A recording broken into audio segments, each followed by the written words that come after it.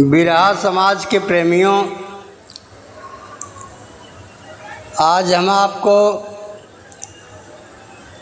दो कलाकार का एक एक गीत आपको दे रहे हैं। जिस अखाड़े से दादा राम कैलाश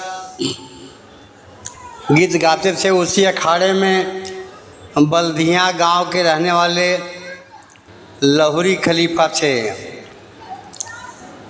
और हमारे पिता हीरामनी उर्फ बिरजू खलीफा के नाम से जाने जाते थे। तो लाहुरी खलीफा का और बिरजू खलीफा का आपके हम एक एक गीत देते ही है। लमसम ये गीत वही 50 के हेर फेर में पहले गाई गई थी, फिर बाद में इस गीत को कई लोगों ने गाया। तो सबसे पहले आप बल्दिया गांव के रहने वाले लाहुरी खलीफा वाला सुनाओ का गावत रहे हैं। एक की एक का दस्तान सज्जनों सुनो लगा के ध्यान। एक की एक का दस्तान सज्जनों सुनो लगा के ध्यान। हिंद पे चढ़ा पाकिस्तान बड़ी नुकसानी आवत बा। दुख की दुइनो दीन का हाल देखा दुनिया में तत्काल। दुख की दुइनो दीन का हाल देखा दुनिया में तत्काल। नशा सब करती इस्तेमाल द्रव कहानी आवत बा। तिग्गी 3 टाइम परदेश जनाना बदलैया अपन भेष। तिग्गी 3 टाइम परदेश जनाना बदलैया अपन भेष।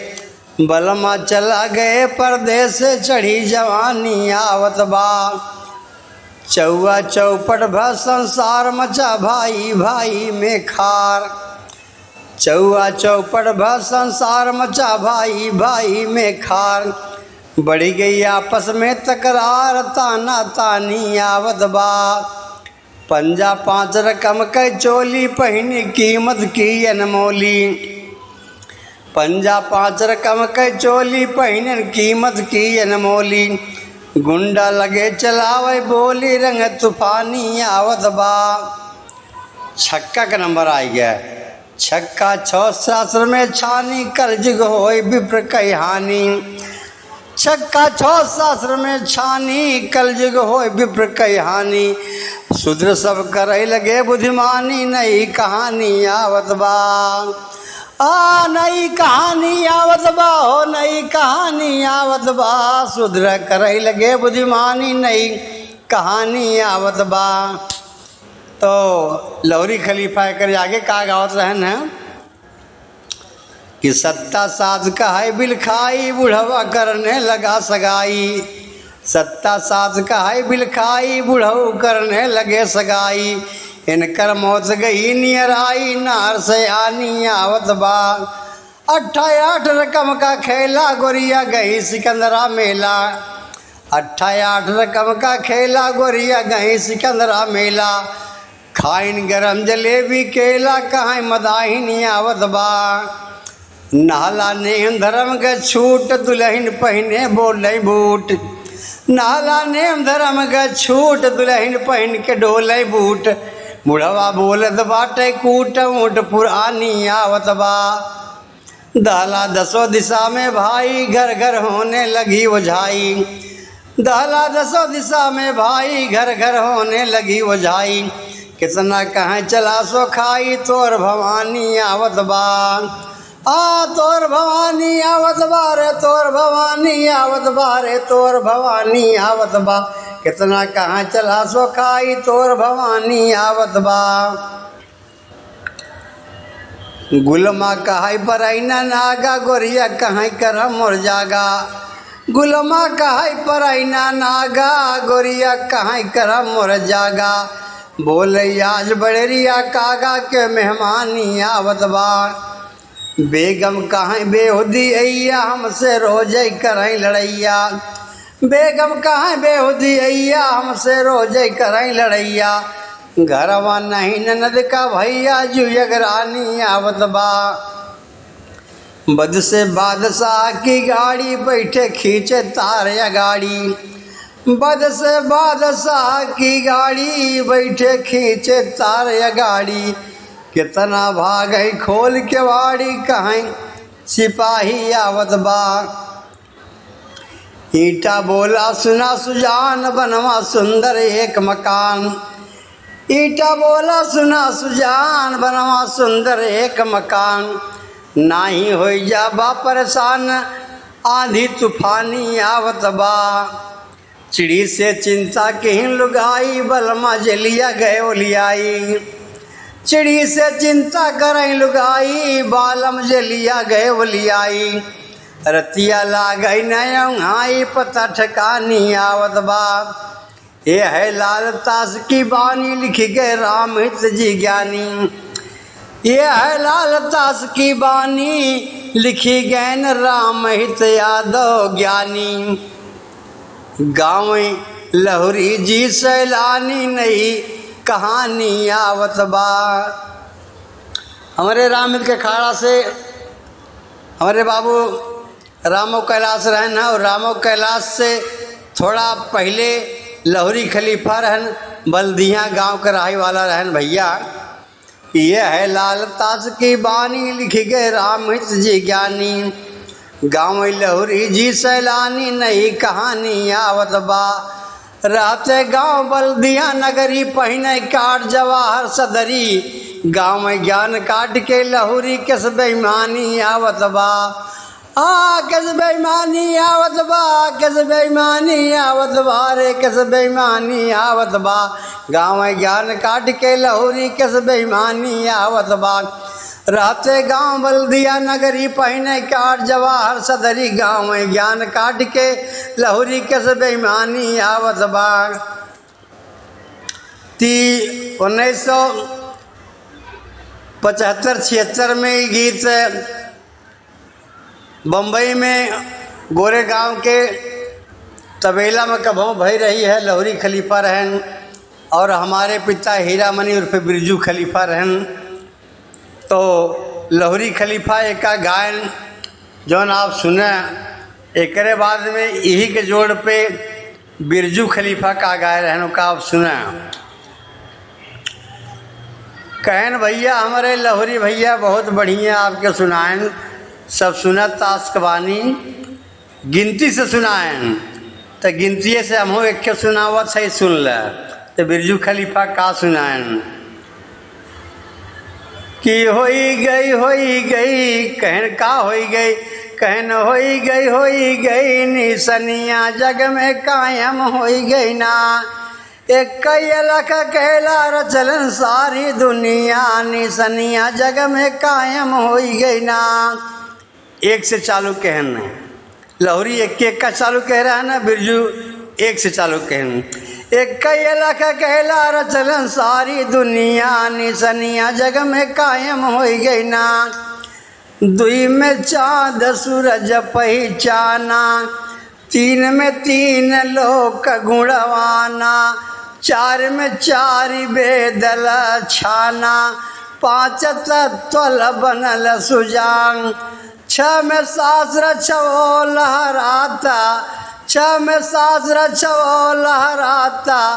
सारी दुनिया हो निसनिया जग में कायम हो गई ना। एक लख अकेला रचलन सारी दुनिया हो निसनिया जग में कायम हो गई ना। तो एक ही लख अकेला रचलन सारी दुनिया निसनिया जग में कायम हो गई ना। 7 से 7 समुद्र बताई। 8 सिद्धि 9 निधि समझाई। 10 भुजा 10 कंधर के बताई। 11 पे 11 रुद्र तार कपी का भाई। अरे मोरे रामा 12 मास के एक साल भय। 12 मास के एक साल भय। जाने दुनिया हो निसनिया जग में कायम हो गई ना। एक लख अकेला रचलन सारी दुनिया हो निसनिया जग में कायम हो गई ना। और बिरजू खलीफा हमार बाप गोरे गांव में का गयन कित रहे दिना मनुष्य कैत रही। ए लहरी भैया तेरा है दिना मनुष्य कैत रही 14 भुवन जानता सबही 15 दिन के पाक कहाई अमोस्या वाली जूनिया हो निसनिया जग में कायम हो गई ना। 15 दिन के पाख कहाला जाने दुनिया हो निसनिया जग में कायम हो गई ना। बारी उम्र कमर लचकनिया गोरिया भरई निहुर के पनिया गोरी का झूले झूलनिया ना। एक लख अकेला ना हो एक लख अकेला रचलनी सारी दुनिया हो निसनिया जग में कायम हो गई ना। कायम हो गई ना भैया कायम हो गई ना। एक लख अकेला रचलन सारी दुनिया हो निसनिया जग में कायम हो गई ना। 15 दिना पाक का जानई सारी दुनिया हो निसनिया जग में कायम हो गई ना। एक लख अकेला ना हो एक लख अकेला रचलन सारी दुनिया हो निसनिया जग में कायम हो गई ना। तो ढंग से सरजू केहन विस्तार गायन हीरा मन बिरजू ललकार। अरे शायर 1 से 15 तक तो का गिनती कई गिनानिया हो निसनिया जग में कायम हो गई ना। खलीफा 1 से 15 तक हम गाए गिनती लिखानिया हो निसनिया जग में कायम हो गई ना। जग में कायम हो गई ना रे भैया जग में कायम हो गई ना। 1 से 15 तक बिरजू जी गायन कथानिया हो निसनिया जग में कायम हो गई ना। तो एक लख अकेला रचलन सारी दुनिया हो निसनिया जग में कायम हो गई ना। 1975-76 में कोनो जमाना रहा बात रही गोरे गांव बम्बई में। तब स्टेशन पर रात के 8 बजे उतरे होकर हालत ख़राब हो जाए कि राम हम कहने कहती जाई मार मेघा टर नेवा बोलत रहन। उस जमाना के बात रही है। तब हमारे लहरी बाबू खलीफा रहन राम के खाड़ा से और हमारे स्वयं पिता श्री हीरामणि उर्फ बिरजू खलीफा भी हमारे पिता रहे और बम्बई में कम से कम वो भी 30-35 साल राज किए। जो भी लोग 1967 से लेकर के 1989-90 तक बम्बई में रहे होंगे वो सब जानते होंगे कि बिरजू खलीफा के रहन बिरजू खलीफा कैसे गावत रहन। बिरजू खलीफा बिरहा गावत रहन राम के खाड़ा से और कजरी गावत रहन सरजू के खाड़ा से कि एक लख अकेला रचलनी सारी दुनिया हो निसनिया जग में कायम हो गई ना। तो जमाना रहा उस जमाना के बात रही।